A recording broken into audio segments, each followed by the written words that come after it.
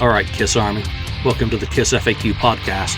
Thank you for giving us your time today and letting us into your head. I hope we don't do any damage. This is a Kiss-related podcast by the board, for the board. We hope that you enjoy. We'd love you to support this show. Please like, follow, and subscribe to us on Facebook, YouTube, and Twitter. Your likes and subscription helps us to grow and attract interviews and content. So please retweet and share our posts. Your contributions are appreciated. Welcome to episode 455 of the KissFAQ Podcast. I'm your host, Julian Gill, and you might notice that everyone is missing and there's a new face. I'm pleased to introduce Roney Lundell, a fan from Sweden, who is also, I believe, editor of the Kiss Destroyer Swedish Fanzine, and more importantly, for the context of the conversation that we're going to have today, has done an incredible article and research into the Popcorn Pub Coventry, which of course has just celebrated its 50th anniversary for the first place that Kiss ever played a show together. So Rodney, welcome to the show.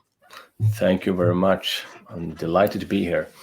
It's going to be fun to share my discoveries that I've made last year.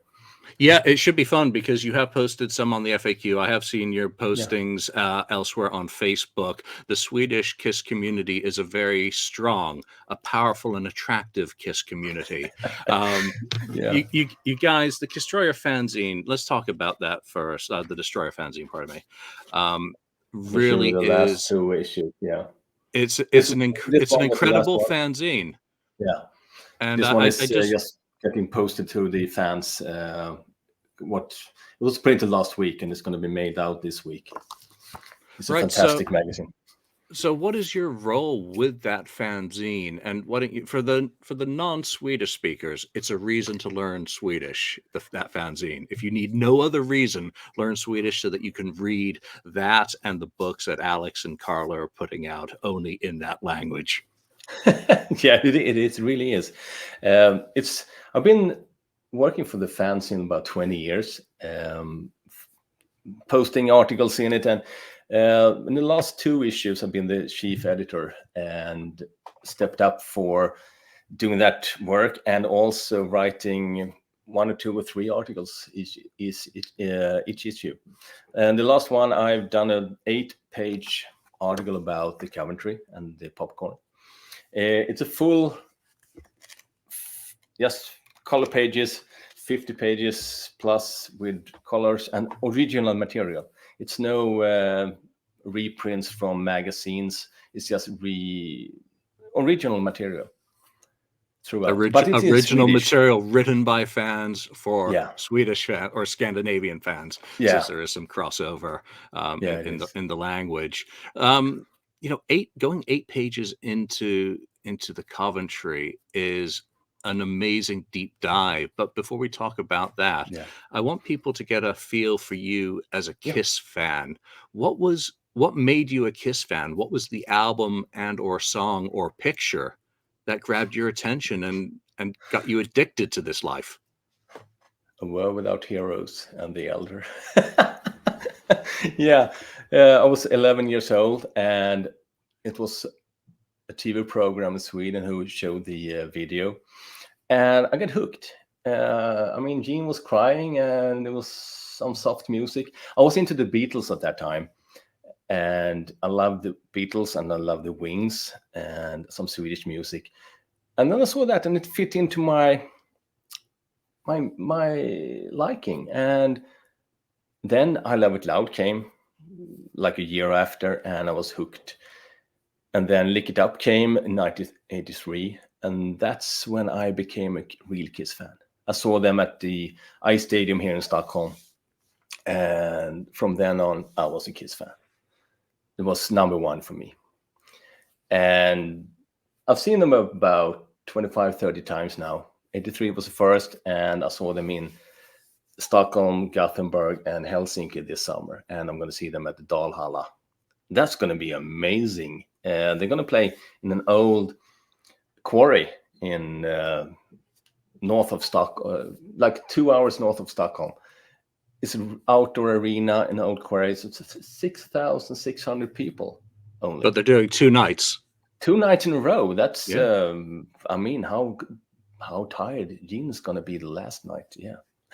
I'm looking forward to that one. They've done some Yeah. incredible venues over the years, notably in France and Italy, Yeah. playing some of the Roman amphitheaters, and they've never done, been to North Africa and done anything with the Sphinx.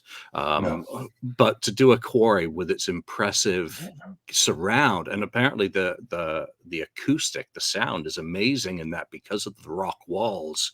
Yeah. But it's going to be incredible. I hope groups of fans get together and coordinate filming. I think it will be, yeah. Because And it just seems to make the perfect setting to really capture Kiss in an unusual visual setting. Yeah. But it's going to be in summertime in Sweden, so it's going to be quite light. It's not going to be dark outside. It's going to be the sky is going to be quite light. It's going to be cool anyway, I think. And it's really off the grid. It's no big city in the area. It's like half an hour from a small city. It's just way out in the woods. It's going to be really cool. That's really interesting. So leading into the Yeah. Coventry research, what I May I find... say one more thing? Oh, please. This is me and a guy called Johan Falk. We did this book like 10 years ago. It's Kiss in Sverige. It's about all the Kiss visits to Sweden from 1976 until 2013. We're probably going to do when they quit, when they finally quit, we're probably going to do a follow-up and do all the visits in Sweden. We hope so anyway. Yeah, no, that I've got that on my bookcase, hardcover, beautiful, full color, glossy interior. Again, passion. And since that was published, you've had Gene Simmons come out there with the solo band. You've had Ace Frehley out there doing, so to encompass all of Kisstory would be really nice to see. And I'm always a cheerleader. I'm always screaming for people in cities where Kiss has had many visits, or countries, to compile something representing only your country or city, because it really is an amazing thing for the rest of us fans to be able to look through. And that was really that was one of the first ones to really focus on a country.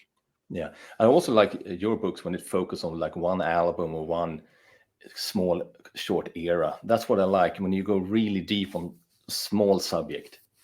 That's what I really like. I wish I could take credit for that. It wasn't my idea. It was Tim's idea, and most of it was his interviews. But, it does appeal to me as well. When I read about bands, I do like to read. If I'm reading about Def Leppard, I'd really like to just read about High and Dry. Or even Hysteria as an album and a tour, just single topic, single year, very tightly focused. But let's go back 50 years in time. Yeah, 50 years. What got your interest up enough to start digging into the history of the Coventry? Because it starts with one very special thing, doesn't it? Yeah, it was 2 years ago. It was the summer of 2021.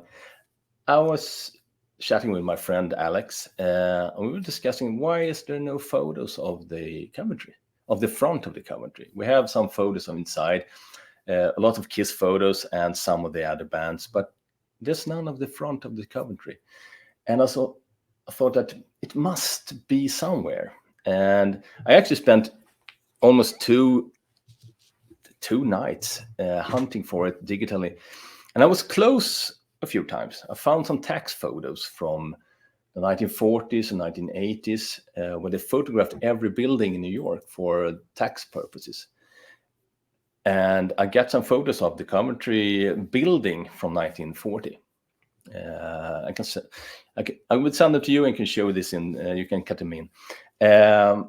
When they show the front of the building as it was in 1940, it was a pub at that time. Also, it was called the Horseshoe Inn, because it was supposed to be a horseshoe-shaped bar at place. And then I found the 80s photos from 1980, but it didn't show the front of the Coventry. It was taken at the corner. So I got close, but not where I wanted to be. And then I got a tip I actually joined a lot of groups from the Queens on Facebook. Sunnyside groups, like I think 5 or 6 groups, and I asked them about it. Isn't there any photos? And people starting asking their grandmothers, "Do you have any photos?" None had any photos. Someone said, "Well, the movie Gambler was recorded in Queens. It's James Caan is the star in that one. It's got some scenes that are outside in the sunny side. Check that out." I looked at it, and you get so close to the front. In one scene, James Caan is driven by another guy to the right address, 4303 Queens Boulevard, 4703 Queens Boulevard. He gets dropped off. You see the baldachin that comes out from the Coventry, and he goes out of the car.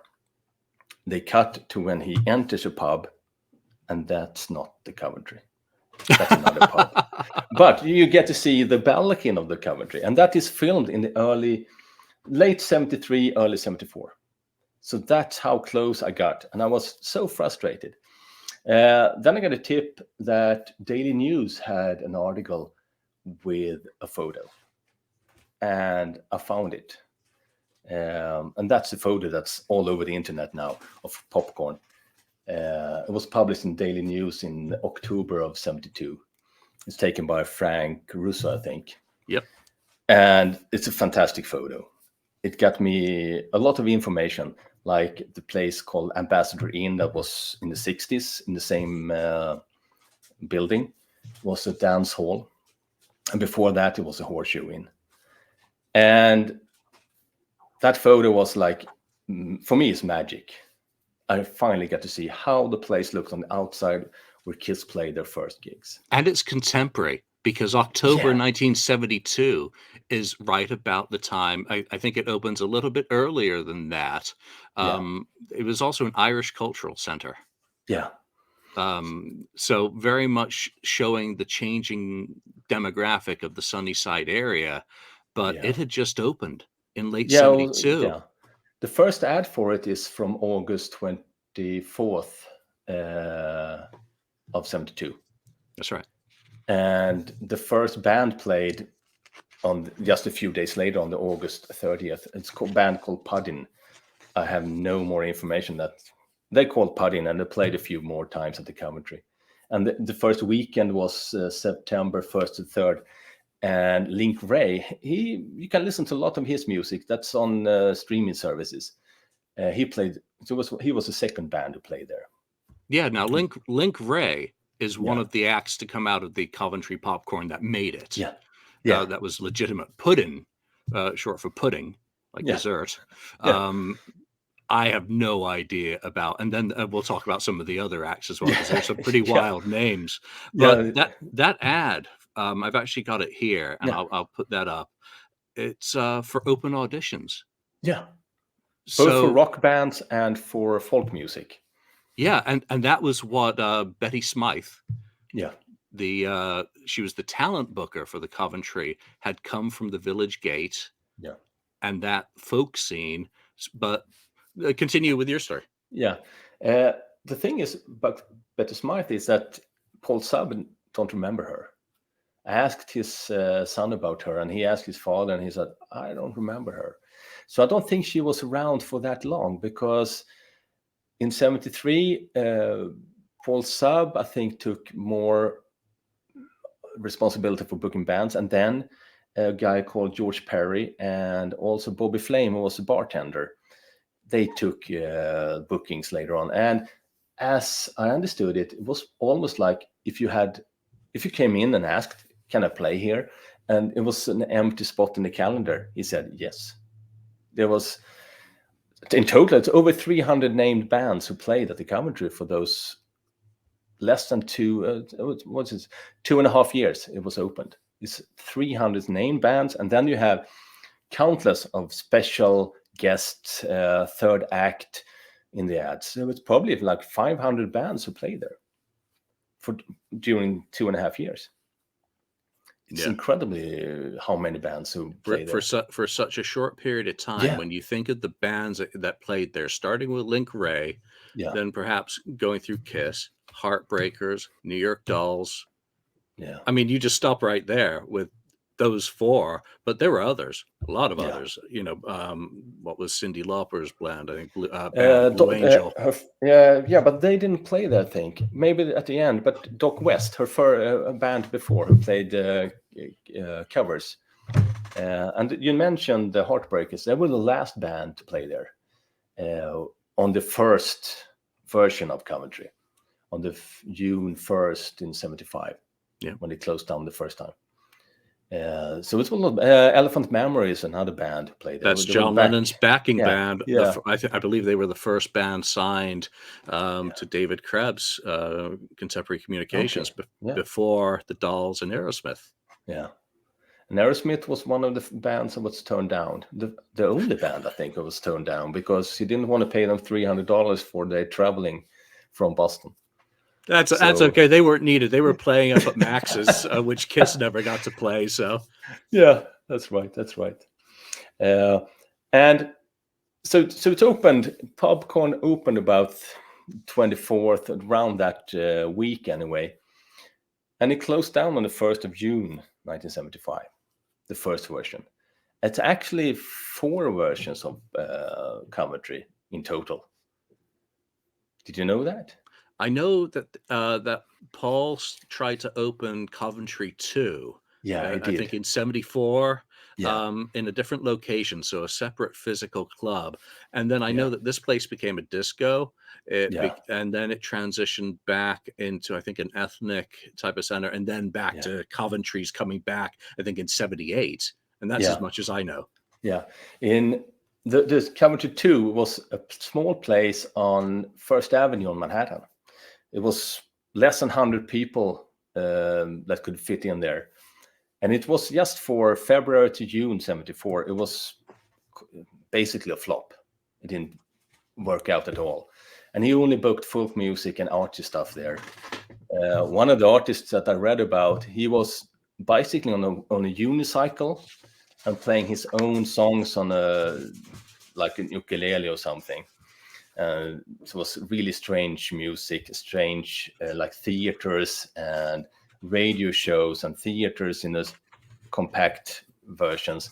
It was a really strange place, and it's only open for 5 months, about 5 months. And then, like you said, after it was, I thought when I read it and I interviewed people, it was like very clear for me that Paul was hunting for the success all the time. He was trying to find what to do with the place because something didn't work. He tried something else. All the time was trying to find the formula for the place. And when he closed down, the Coventry was, like I said, on June 1st in 1975.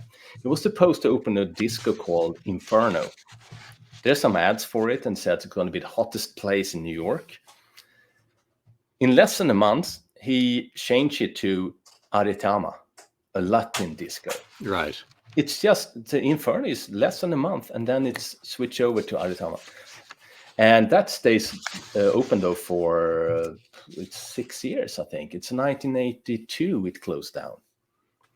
So it was around for a long time. And Paul told me that was the only time he made money from that venue. And he made decent money when it was a Latin disco. But for the Coventry and the Popcorn, just, okay, he could pay the rent, but that's all. Yeah, but he's also more important to music history by mediocrity financially. Then no one's going to remember too many of the Latin bands to go through there during that period, but people will remember Sniper. Yeah. They played a lot of good gigs. That was Joey Ramone's band, I think, prior to the Ramones. They will remember, I think, the Brats, or certainly the Planets. And the Harlots of the 42nd Street. And in terms of Kiss, Satan with the Magic Tramps played there in late 1972. Now, Satan, for people who don't know who that is, why don't you tell them?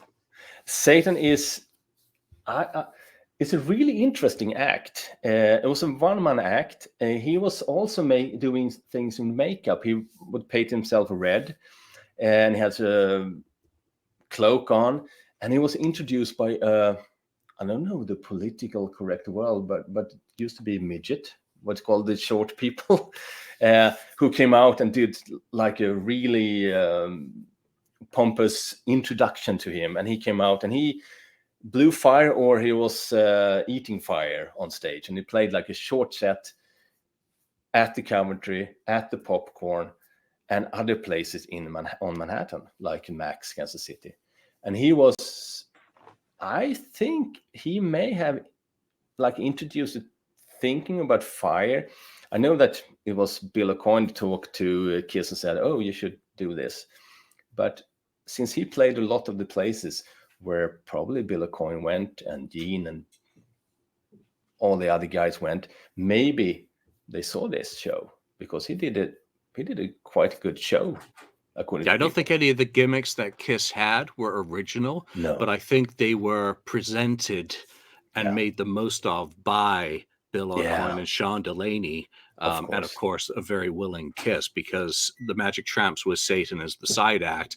Fire breathing was nothing new. Arthur Brown had done that trick, and makeup the same. He did makeup. The Hello also. People had done the mime. Yeah, so none of it was new, but combining it all with a music that the New York Dolls didn't have. The New York Dolls had a few really good songs. Yeah. But the New York Dolls couldn't present that music to everyone. Kiss learned how to do that. But let's get back to to the Popcorn Pub and Paul Sub. So he was the manager, right? He was a manager. He had some sandwich shops in Manhattan in the 60s and early 70s, but he also had some folk music in those venues.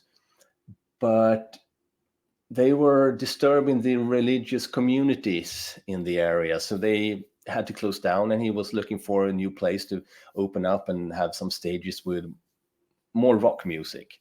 And he found this place in Queens, and he opened it up. And he was like taking every bands. It was bands on Wednesday through Sunday, almost every week, and it was almost 3 bands, 4 bands, or 5 bands a night. And they were playing 2 or 3 or sets each night. So it's thousands of concerts for those 2.5 years. The first set was around 9, and then one around 11, and the third set was at 1 o'clock in the night. It was often like people stayed till 3 or 4 in the morning before they went home. It was a really popping place, and everybody seems to be remembering the place with a good feeling. I talked to 20, 25 people who went there back in the days, both as musicians or working there or as fans, and they all had good things to say. And at first I couldn't really grasp this, because Gene and Paul described it as a dump, and a lot of other people said, oh, it was really run down, it was a dump. But then Roney from the Rags said something that opened up my mind, and okay, I understand it now. He said, well, everything was run down at that time. New York was run down. New York was bankrupt.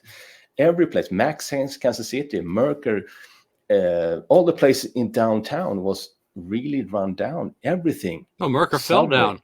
It fell down. Yeah, it did. Everything was run down and really worn down. So that was how the world looked to them. So it was not strange that the Coventry was run down. That was how the world looked. Yeah, go watch the movie Warrior. Yeah, exactly.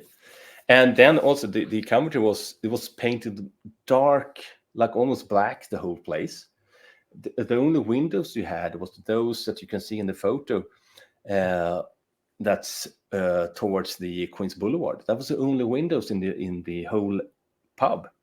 And then you have I have a video out where I show how it looks, the place. So if you look at that, you see it's like a T form. You have the bar that goes into the place, and then you have a larger room inside with the 2 stages. And your only windows was very far from that area, and you had almost no lamps inside. it was a really dark place. You couldn't see stuff. So even if it was run down, you couldn't see because it was dark inside. Well, one of the descriptions I read about, it's described in New York Rock, from the rose of the Velvet Underground to the fall Yeah. of CBGB. Yeah. It's described as being 300 capacity, but almost the size of an airplane hangar, which Yeah. obviously an airplane hangar varies in size, up Yeah. to 787 size, but it sounds like it was much larger than you would think, Yeah. It could fit from the at least. angle of Yeah. the Yeah. cameras of the photos Yeah. that we've seen. Yeah. It could fit, I think, 2 or 3 times as many people as Max or Merker or Hotel Diplomat. It was a really large place. And I think Paul Sub himself had mentioned it was 800 capacity, or I think it's one of the ads is at 600 or 700. But that was not in. That was a couple of hundred more than the fire department had allowed. Yeah, I think the fire part, code is one yeah, thing, reality is yeah. another. I think 300 or 400 was what the fire department had said it was okay. But when Dolls played there, they had a few more hundred indoors. But when Kiss played there, even on the last time, it was not like maybe 100 or 200 people. It was not 400, 500, 600 people when Kiss played there. Yeah, And that Coventry video on Kissology does not sound like they were falling over each other in the audience. no, It doesn't sound like Madison Square Garden. No, it didn't. So, and at that time, it was still 4 bands or 5 bands playing that night, and still you had only 100 or 200 people. So he had difficulties to make money of this, of course. And the glitter scene wasn't that big. It was not like thousands of people. It was a few hundred people who went around to all the places, and most of the bands went to see each other. Yeah. When you went to see a Harlot's gig, well, the Brats was there, Magic Tramp was there. They went to see each other, and their Yeah. fans and their girlfriends, and everybody went. It was not that big scene.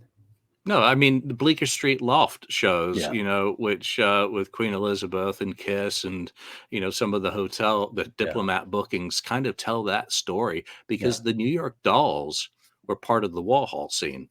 Yeah. And that's a completely different scene that Kiss was never really a part of. They intersect the glitter scene and the Dolls. The Dolls are unto themselves in many ways. Yeah.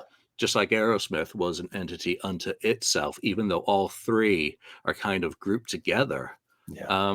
The glitter scene was completely different. Yeah, and that's also if you see the ads for the, I think it's Daisy in June or July, where they are promoting themselves at New York Glitter Kiss in some way, and then you have the ad for the August September shows at the Coventry.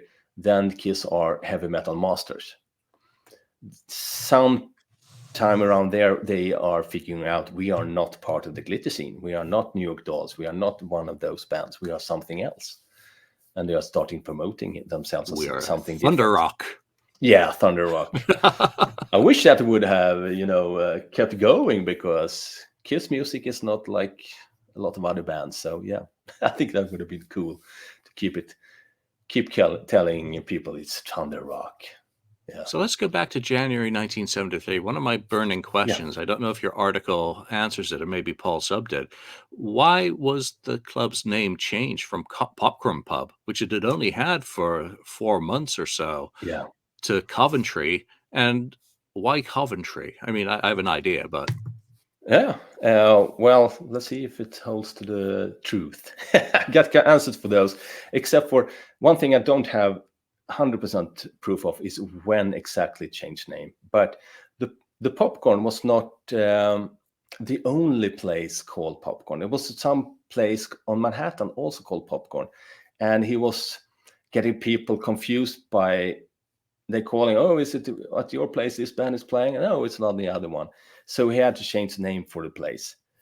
And he also, but why it was called Popcorn was because he was serving free popcorn with the beer. Yeah, he had popcorn on the bar, didn't he? Yeah. And that stopped when he changed name to Coventry. And Coventry was just, Paul Sub thought I want something English, and I want something that sounds cool. I think Coventry sounds cool. Let's go with that. It was nothing more than that. Unfortunately. Yeah, and his generation probably knew Coventry as one of the most bombed out cities of World War II. So maybe. Because he's going to say London or Liverpool, because that's really or Birmingham. Yeah. So that's what was why, and then the mystery of when was the name changed, and as according to everybody, the first night at least Kiss played there was called the Popcorn. And if you look at the ad, it says that there's going to be new disco on the weekend. And I don't think that you change the name 2 days before you're going to do something new. You change the name when you start the new. So I think that Friday is the day that you change the name. Now, because Kiss played there Tuesday, Wednesday, Thursday. Yeah. So they played in the death zone. Yeah. You know, middle of the week, the work week. Yeah. Really, and I talked to I think Binky Phillips of The Planet. He talked about when they played once in '74, and they had a crowd of 30-40 people, and he thought that was okay. So that's the bar for okay, 30-40 people. Now the Planets played there a lot, didn't they? They played there a few times, but I don't remember how many times. I have a list of all the shows somewhere, but I don't have it in front of me. I think Stephen Coronel's post band played there as well. Which one was that? Off the top of my head, I don't remember. I believe there was a picture of Stephen playing there, I think 1978, 79. Okay, I may be confusing the date. Because Coventry reopened in '78, but it was only opened on weekdays for like 3 or 4 months. The ads end after 3 or 4 months, and it was only weekdays because the Disco Aritama was still going, and they only had the pub for using the scenes for concerts 1 or 2 nights a week with the name Coventry. But those bands who played at that time was even less successful than the ones in the first era. The only band I really know about it's the Cramps. They play there Wednesday, 1 gig on a Wednesday. Huh. The rest of the bands are the Shees. I never heard of them. It was just kind of really strange bands. Yeah, I mean, looking at some of the names, I mean, Harlots, which we know about, obviously, Rampage, Freight Train, The Grey Wizard. I like that name. Yeah, the Grey Wizard and the Great Horned Toad. What's another? Oh, the Great Horned Toad. Yes. Yeah. Have you? I have. I think they had. I actually think they had a record deal, but I've not tracked down any of that music. It's crazy. Like I said, I have a list of all the bands. Let's see. The Planets. They played about 13 nights, so 2 or 3 sets those nights. Yeah. Yeah, and that's a lot more than Kiss did. Kiss did 3 sets of bookings. 3 sets of bookings, 7 nights. Yeah. Maybe 8 nights. It depends on if they played the 2nd of September. Which they didn't. Or maybe they did. Wow. I talked to Jeff Sue. He had talked to people who was there because it was a festival on the 2nd of September. And there was a lot of bands playing. And one of the bands who played that night, someone remembers that band looking at Kiss at that time. So maybe not. So we have a maybe. I like maybes. Maybes in history are a very good thing. Yeah. Because they make you stop and say, I think I know everything, but I don't. It's always a good reminder. Because the Kiss poster has September 1st and 2nd, August 31st, September 1st and 2nd. But the ad for the gigs only have the 1st of September, not the 2nd one. So it's a mystery. But maybe that's because of it was like what's called they were trying to raise money for Jerry Lewis telethon, I believe, for muscular dystrophy over the Labor Day. And there was an article in the New York Daily News about the fundraiser taking place, and Kiss was most certainly listed among the bands that were going to be performing. But we also have the ads that were hand flyers that Kiss themselves Yeah. distributed, which crossed off the second. So maybe it was crossed off because it wasn't a Kiss show specifically. No, maybe not. Yeah. And I have to, when we talk about this now, I have to mention that the last time Kiss is mentioned in the Coventry ads is actually on June 1st, 1975. Well, one time later, but let's talk about this first.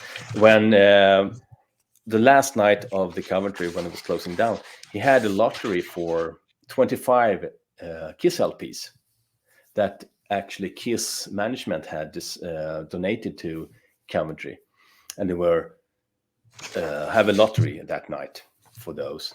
But some of those copies Paul still has, but he has not found. They are somewhere in the storage, but he hasn't found them yet. But he has a few more that he hasn't given away so far.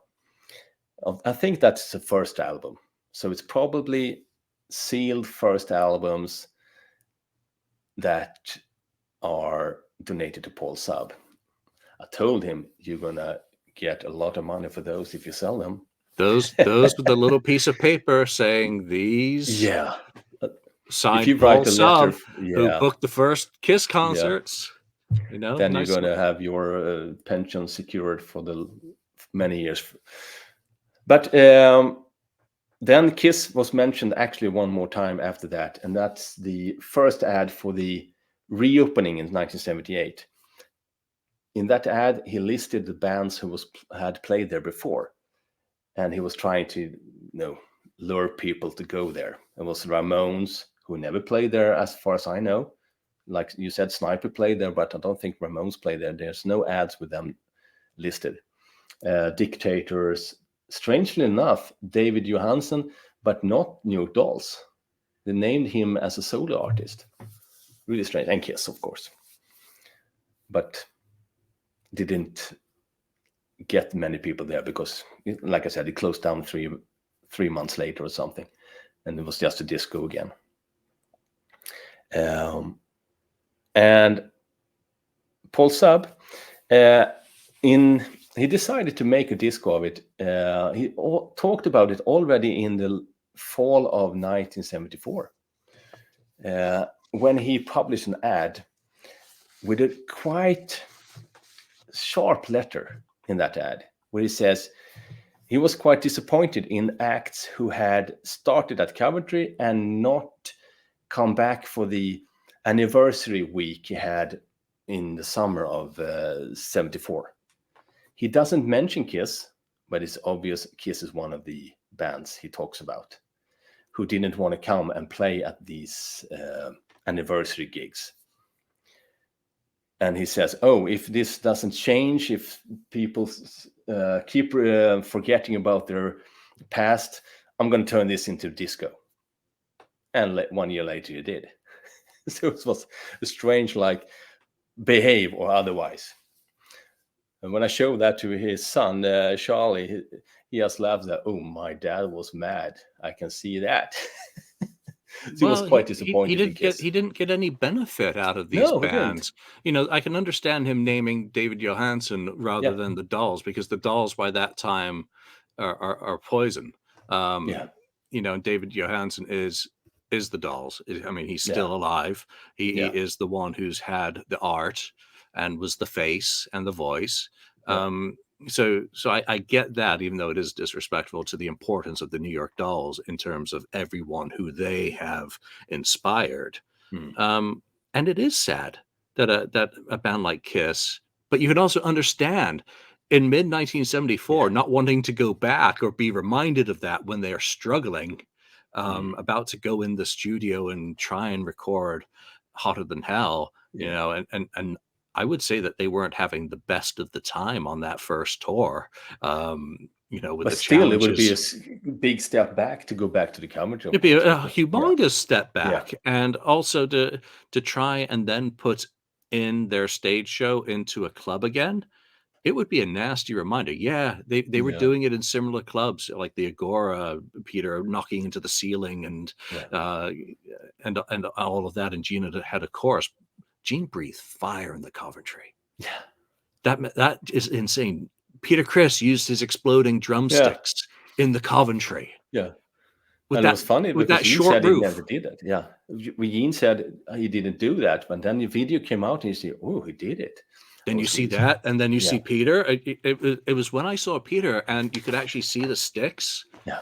It's the insanity. But then you think that Satan was doing his fire act there as well. So that there really wasn't that kind of, oh, we could burn down the whole place and kill everyone here kind of attitude. No. It was, it was quite low roof, and the roof was very, like someone said, it was like a lowered roof, and that was like unique in those pubs. And those squares that was such ugly. It was so ugly. It was so worn down. It was such a strange place. Now you interviewed Paul, correct? Paul Sub, yeah. Does he remember booking Kiss? He was talking about that, but in that area, I saw a note that his memory was not that clear, because he was talking about, well, before Kiss played their band before Wicked Lester, they played there 5 times, and no, they didn't. So in that area, I couldn't really trust his memories. Right. And he was talking about, they asked me for money, and no, I couldn't pay them, and I did pay them some money. I think he read some interviews of Gene where he talks about, I managed to get some money from the Coventry to play there, or the Popcorn as it was then. In that area, his memory was not that correct, I think. So it's difficult.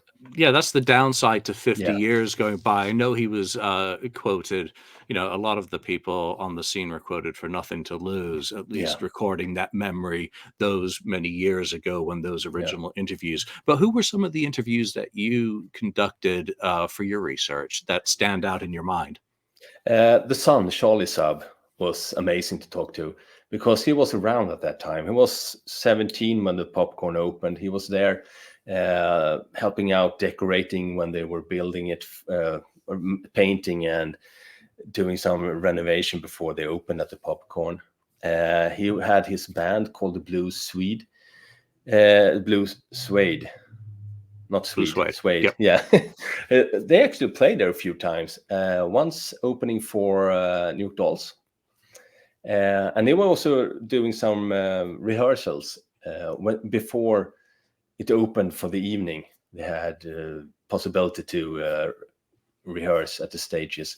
And Charlie also worked there for, like, cleaned the place. He was scrubbing for gums, chewing gums that people spit out on the floor. He was doing those kind of, clean the toilets, that kind of work. And he had some really good stories. And he was there from when it opened as a Popcorn until the very last incarnation of the Popcorn, of the Coventry, that was at another address at Queen Plaza, where his father has moved his Latin club in 1982 to a place called Plaza 27. And he opened an incarnation of Coventry there for weekdays, and they had New York hardcore bands playing there for about a year before they closed down in 1985. That was the last incarnation of Coventry. I also talked to, members of the Harlots, both the manager and the one of the players called Chris Harlot. I talked to Keith West of the Brats. Right. Dick Manitoba of the Dictators. Handsome Dick. Yeah, Handsome Dick. He was full of stories. He has some stand-up show that he does about that era. And one part of it is about the Coventry. I talked to 2 of the guys from the Rags. They played with Kiss on the last days Kiss played there. They was actually one of the bands who played the Coventry most times, around between 30 and 40 nights. Together with the Brats, played there a lot. Ramble On is a band who played there, I think, the most times, and nobody remembers more than they may have been the trio. I have a theory that they are a Led Zeppelin cover band because of the name, but I have no proof of it. And then I chatted with some people, like one of the musicians in ISIS. Jean. ISIS. Yeah. Yes. Jean, she had some interesting stories. One of her boyfriends actually auditioned for Kiss in 1972. Really? Yeah, but he didn't get the job. He was studying jazz musicianship, so he was not the rock and roll guy. So didn't get the job. But he was probably one of those derogatory comments in one of the Kiss books about the sort of people who auditioned, because everyone auditioned for the Kiss in 72. Yeah. I emailed a lot with, Binky Phillips. I had some. Binky is a god. Yeah. Binky needs to do a book. If you read his Facebook stories on the music history of New York City from 1965 or so his stories are just absolutely amazing. Yeah. As a pop culture, I mean, he could do a stand-up routine with some of those best stories. Yeah, and he was one of the few who actually mentioned the mob and the Coventry. I didn't want to go into that with the in the article, because the family, when I asked them, I have to ask them about it, and said, no, we didn't have anything with them at all. But if you know your New York stories at the time, the mob always comes up. and I always go the other direction. Yeah, you should do that. Yeah. Let's see. I also talked to Andrew. No, actually, before you continue, can I interrupt? Because there was a rumor that the Coventry closed down in 1975. Yeah. Because the owner went to jail. No, we didn't. Okay. Not as far as I understand, because he opened the Aritama. There was like weeks between the just kept the space and reinvented. Yeah. Okay, that's good to put that one away. I don't think that's no. I could talk to Andy, who is a guy who recorded the first Kiss bootleg. Actually, he was a guy who recorded the New Year's Eve gig. Yeah. His guy with his friend who. I think it's a friend who said "Masks Marauders." It's a really cool description of it. He told a lot about that game, but he also went to Coventry quite a lot. He didn't see Kiss there, but he went there a lot. Take a step back. Just stop there for 1 minute. Yeah. You spoke to the person who recorded the first Kiss bootleg. Yeah, that was cool. if you're listening to the show, just inhale for a minute. That's insane. Yeah. He didn't expect to do that, because he went there, and according to him, Kiss was on the billboard. When you see the photo of the billboard that Harold C. Black took, it's not mentioning Kiss. And Harold actually got quite aggravated. But when I mentioned, someone said Kiss was on the billboard. No fucking way. He was really loud about that. So no. Kiss was not on the billboard, but when he went in to see, when Andy went in to see that gig, he was supposed to record he was there to see Iggy Pop. But when Kiss started, it was like, what the fuck is this? And he started recording because it was so cool. And he even asked his friend to take some photos. But the friend was like, no, I'm saving my roll of film for Iggy Pop. So we didn't get those. Let's see. Binky Phillips, Chris Harlott, Danny G. He played in a band called Age, who played their few nights at the end. There's quite a few songs on YouTube you can find. The Age. No, or not The Age, just Age. They played typical 70s rock and roll. Really good. And then, chatted a short time with Dina Regine. Oh, she took all the classic Kiss photos there, didn't she? She did. And she was Gene's girlfriend at the time, I think. Was she? Also, yeah. I didn't dare to ask if Nothing to Lose was about them, but better not ask that. In polite conversations, you generally don't. No, I don't. No. And then Gene Feinberg, like I said, from ISIS, and Joey Sosa and Roney Mutune from Rags. They were really great talking to. They were really funny guys. They were a local band from the area, and they rehearsed in a school quite close to Coventry, where they got to use the what's called the assembly hall with a stage, so they could really practice to play. And actually, Bill O'Coin was trying to get the guy who wrote the music for the band, that was Ronnie, to be a solo artist. He wanted to recruit him as a songwriter and a solo artist, but he wanted to do his things with the Rags. And Rags also made a lightning sign. Probably seen that. Have you seen it? Off the top of my head, I can't think of it. Let's see if I can find. There's Rags. Oh yeah, okay. Yeah. And they it. did that.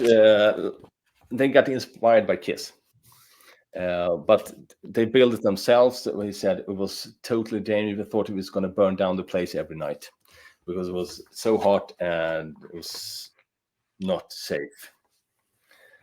And they actually, there's a CD of their music that's impossible to get because it was released on a order they printed when you order it service 15-20 years ago. It's 8 songs of their that they recorded back in like CD Baby or one of those things. Yeah, back in the day. It was CD Baby, and it's closed down now. And it's also a 21-song bootleg version of that. It's 8 songs that they released and some demos that someone had. So it's 21 songs. I haven't found that one, but I got the 8-song version. It's also good 70s music. It's not typical of the scene. It's a little more Stones, I think, than the. That's not a bad thing. No, I think it's really good. Really good. Keith West was really good talking to. Lydia Chris had some information too. But I was trying to talk to her about the first photos she took. There seems to be photos from 2 different dates. If you look at the photos and the speakers in the background, they are switching places. One speaker is gone in one photo, and 2 speakers have switched places. So, is it the same night or is it 2 different nights? I really want to know that. What else do you still want to know about the Coventry? What are some of the questions that you have not had answered to your satisfaction? I want to see how the front looked. How did they change the front when it switched name from Popcorn to Coventry? I also want to. That is the one thing we have. The Popcorn pub photo is magnificent. Yeah, but it's still popcorn. It's still popcorn. It's still popcorn. But even though it was only there for 4 months and Coventry was there for a couple of years, we still want to see what it looked like as the Coventry. I agree. In color. Yeah. And then I know that Kiss played on the main stage. When you came into the large room, the main stage was on the left. It was a little bit bigger than the second stage on the right side. It also had better lighting and it had better sound system because the Coventry had a good sound system that the band could use if they wanted to. They had a lot of PA and speakers that you could use. And I want to know if the August-September gigs, which stage did they play on? Because it's only one photo. It's only this photo. Let's see if I can find. It's only that photo from the August September shows. As far as I know. I have not seen another photo. And then in December again, they played on the main stage. And at that time, they had a stage, the front part of the stage that's not around in any other photos. I have a theory that it was just there for the Kiss show, because Kiss needed to be able to train moving around on a bigger stage. They needed to train that, because they were going to the New Year's Eve gig and they had only played in small places. They had to train how to play in front of an audience. Yeah, they had rehearsed, but they had not done it for real. So I think that lower part was just for the Kiss show. They was not there in the January, February gigs. I would also like to know, of course, the set lists. What kind of songs did they play? Yes. Yeah. I don't know if I did a piece about the alleged set list that Gene has, and it was in the history. Oh, the two sets that we've all taken to be truth. Yeah, I have a theory about it. Yeah, I have a theory about it that the songs that you see on the lower right side, that is the set list. The songs on the top side is just what songs can we play, because if you compare what is scratched out and the pen, it's written in 2 or 3 different pens, so it's not written in one at one time. It's written in different times.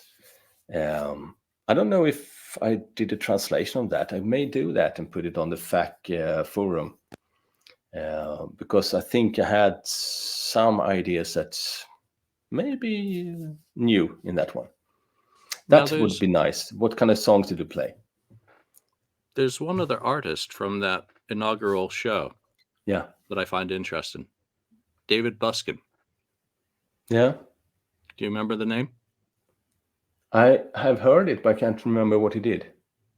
Well, he played at the Popcorn Pub the first night. Yeah. And then he is on backing vocals on Peter Criss's Out of Control. Ooh.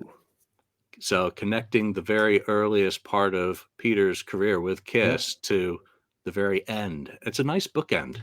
Yeah. And I need to check that is indeed the same David Buskin. Yeah. Because again, but that was one thing that jumped out at me. I was like, that name seems familiar. Yeah. So he was like playing the same night Kiss did their first? No, he played the same night as Link Ray. Okay. 72. Yeah. So in that part of the history of the club, and then of course to be connected with Peter at the end of Kisstory. Yeah. Or his first Kisstory. Yeah. One more thing is I would like to find a definite proof that Kiss actually played there the 30th of January. They are not mentioned in the ad. We just go by hearsay that Lydia Chris claims that it's in her diary that they played that day. And Kiss has mentioned they played 3 nights, but there's no physical proof of it that I've seen. In the ad, it's only January 31st and February 1st. So that's true. Did they play that night? And isn't it the Daily News that I think the Coventry ad or the Popcorn ad has the Infinity, Peter Criss's other band, playing the other nights of the week? No, I don't think so, actually. Dante's, or I'd have to go back. Again, all of these ads become a blur to my head. But I know Infinity. I know Infinity and Kiss are on the same page of a newspaper on one ad. But it may be later on in the year. Maybe on another place. Because Infinity never played, as far as I know.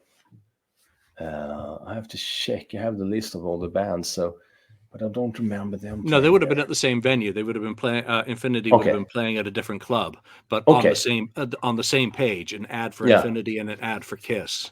That is probably for the September 2nd gig, because that is one of the talking points against Kiss playing there, because they couldn't play if Peter played on with Infinity somewhere else on the September 2nd. How could Kiss play the same night?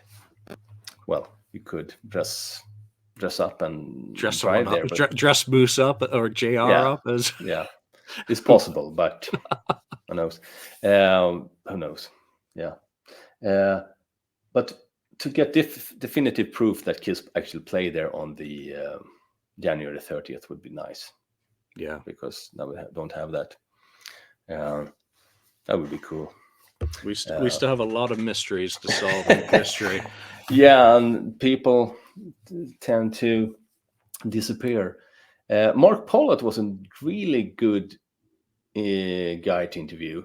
He played with a band called Mercury, who played at the Coventry, and he was also in the music in hand, and he was also Jewish heritage, and his band and Kiss was touring around the country at the same time in '74, and once he was playing at the Alex Cooley's in Atlanta, and he knew that Kiss was coming just in a few days, so he wrote a message to Gene in Hebrew on the wall for Gene to read when he came around. So he saw that, and he like answered back in some way about it. So it was small scene. They knew each other. They were supporting each other. And Mercury, they actually recorded an LP with Ron Johnson in '74. That was unreleased. It's unreleased. So they never Didn't they also open for Kiss in '74 in New Jersey? Yeah, they were supposed to, but at the Sunshine Inn. But they came too late, and they had some problems with their van, and they came too late, and they were not allowed to play. So they're Hey, it happened to Kiss too. So there you go. Yeah. But he also played with the Brats for a while, and he played with Murder Inc. later on. So it's a lot of bands, a lot of people played with the Brats and then moved on to other bands, or started with other bands and then moved to the Brats. Like Artie Kane, I think, played with the Brats for a while. Rick Rivets played there also for a while. So they were moving around. It was like a small scene that was popping in some way. Let's see what's more. Someone else I interviewed. Yeah, some really funny was Sheer Back. She was married to one of the Harlot guys back in the time. Yeah, Gene Harlot, I think. She had some really good stories, and she's trying to put together a book. And that book, I really want to read that book, because the story she told me, that was just icing on the cake. She has so many stories to tell, and she's working on it. And she was married to she was at that scene. She was also singing for Ruby and the Rednecks. It was one of the bands who played at the Coventry. And she was just 17, 18 at that time. She was a young girl, but she remembered a lot. She was really fun to talk to, because she has a clear memory of things. So, well, and everybody was so happy to be interviewed. There was no one who I actually got to talk to who was like, oh, I don't want to talk about that. That's no. Everybody was like, oh, you want to know that? Oh, I want to tell you about this. Some people said, oh, I don't have much to say. And then we sat for 1.5 hours chatting about it. So it gives people good memories to talk about this. It was, well, because you start talking with someone, and then it starts generating the memories, you know. So this is an 8-page article, but it sounds like there's a whole lot of more work around it. Where do you stand with this? Is this an ongoing project? Is it a personal mission? Well, it started as like, I want to find a photo of the Coventry, and then it started like, oh, I want to tell the Coventry story. And I was very clear when I contacted people that this is not going to be a Kiss story. This is going to be the story about the Coventry, the Popcorn, and Paul Sub. I want to tell his story and his place. And that, I think, opened a lot of doors, because some people are like, they're not admitting to it, but I think they are actually jealous of Kiss being the band who broke. And they felt like why couldn't our band have been the big band? But when I said, oh, it's not going to be focused on Kiss, then it was easier to them to open up and talk about it. I was one of the guys, I won't mention who it was, but he said he was one. A lot of the bands was there to see Kiss when they did their press gig. Is it January the 8th? Yeah, at the Fillmore. There was a lot of those bands that was competing with Kiss or played on the same stages anyways. And he told me that when Kiss played, there was a lot of comments like, why did they get the chance? Why couldn't we? We are better. But he told me that no, Kiss was the best. They were professional. They had the team behind them. They were always on point. They were rehearsing. They had the good songs, and they had the whole package in a way that none of the other bands had. Yeah, come on. They worked very hard. They had Bill Aucoin. They had Sean Delaney for the artistic side, and who had the connections with Neil Bogart. So, and of course, with the Dolls hitting, it was almost too perfect. Yeah. Dolls weren't that far ahead of them. No, and Dolls, I mean, okay, they tried to get a record company for quite a while, and most companies said no. And then they released a record. It didn't sell that good. It was not, I mean, Kiss' first 2-3 records sold at least as much or even more. And they didn't have Todd Rundgren producing them. Yeah. So that, if you compare to the 80s and the LA scene where, okay, one band hit it off and all the record companies signed every band that you can find. That didn't happen in New York. It was like, okay, we tried with New York Dolls, no, it was a flop. We doesn't sell that good. They don't sell out the big arenas. So we move to another place and look in other cities, other places. And then Kiss came. But Dolls got a second chance with the second record. Aerosmith's first one was a dud, and they nearly got dropped by their label, and they had to do a deal to release Get Your Wings. But the New York Dolls got the second album, but they still couldn't do it on the road. No.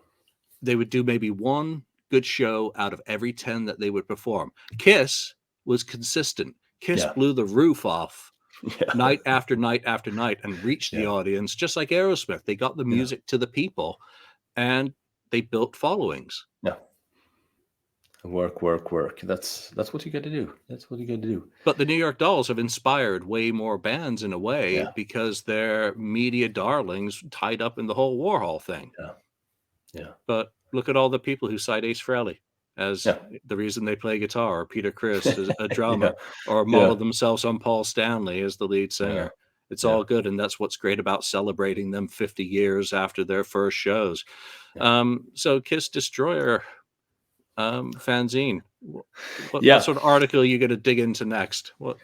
I'm going to try actually to do something similar with the Daisy. That's I know. But Sid Benjamin, Patty, his daughter. I don't know what Patty's still alive. She's still alive, as I was told. Find some of the people who took the microphone during that soundboard during the Life in the Woods conga line. But you know what I think every time I hear him getting on stage? That's the guy from Amityville Horror. That's what I get in my head. That's the guy. He's going down there, get drunk, get up on stage and sing. It sounds like that kind of guy. But I get hopefully I got a connection with a guy who's a friend of Patty, and he also hang out when he was 10, 11 years old. He hang out at the Daisy in the afternoons when Kiss was there rehearsing, because according to him, Kiss went out there early and they rehearsed before they played in the night. And he sat on the stage looking at Kiss rehearsing when he was 10 years old, drinking his pop with a straw. And Paul was like shaking his head and doing the moves. So I hope I can find some ways in to do something similar to that. I would love to. We have the video of the guys visiting Coventry. When is it? 91 or something. they do to they visit the Daisy. That's on YouTube. Right. But it's poorly filmed, and it's still 20 years after. So I would like to find something that's more photos of it when it was when Kiss played there. Would be cool. Yeah, it's really shocking how few photos there really are from 1973. Yeah, it's very sad, really. Yeah, but also there was a series of articles about the places Kiss played in 73. So Daisy the second, Hotel Diplomat. Well, that's probably it.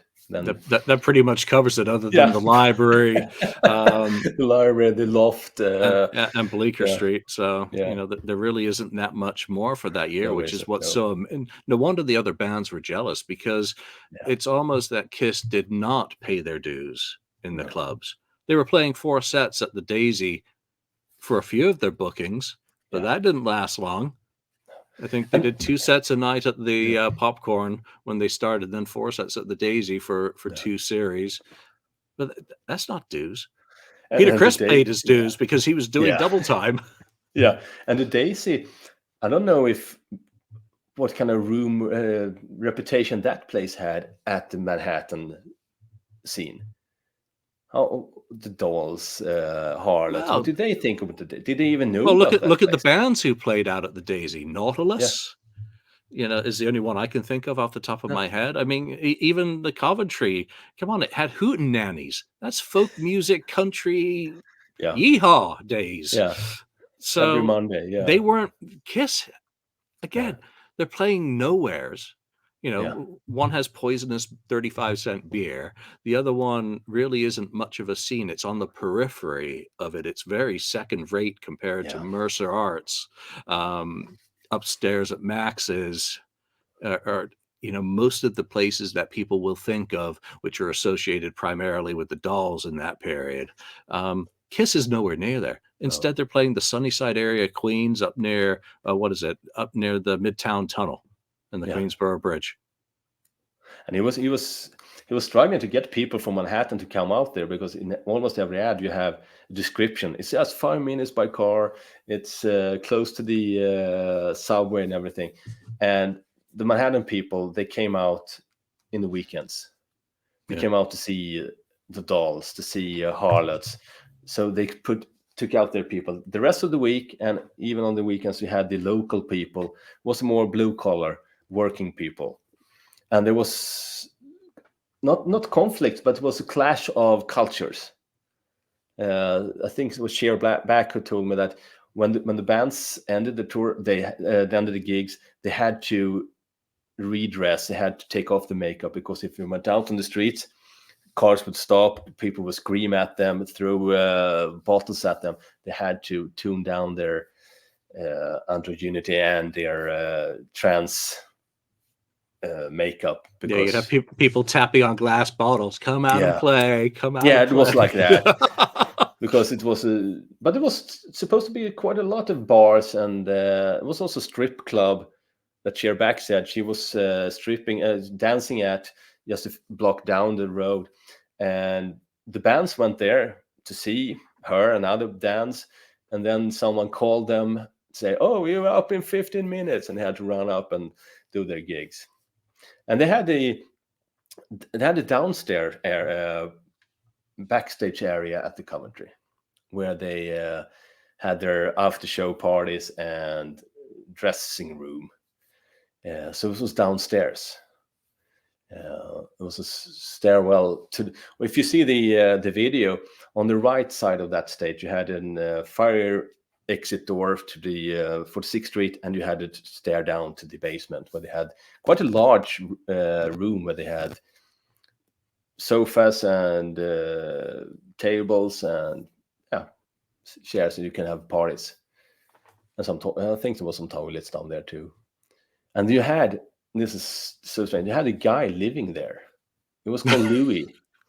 It was Charlie who told me about that guy. He lived down there for at least a year or two, and he was a handyman. He was a guard to see that nobody broke in during the closed nights and during the daytime. he was repairing stuff, and he had a large record collection down there, and he saw this as his apartment. So when the other bands came down and had parties, sometimes it got quite heated between them. And he always had short and thick, what's called thick hat on with like you have in the winter. He had that all year round, and he stayed down there. It was called Louis. And he did a lot of things for Paul during the years. So it was quite a strange place sometimes, I think. Well, it sounds like a very colorful place. Yeah. You know what? I think you're to be congratulated for bringing a lot of this to light. It's illuminating a part of history that's important. It's also entertaining.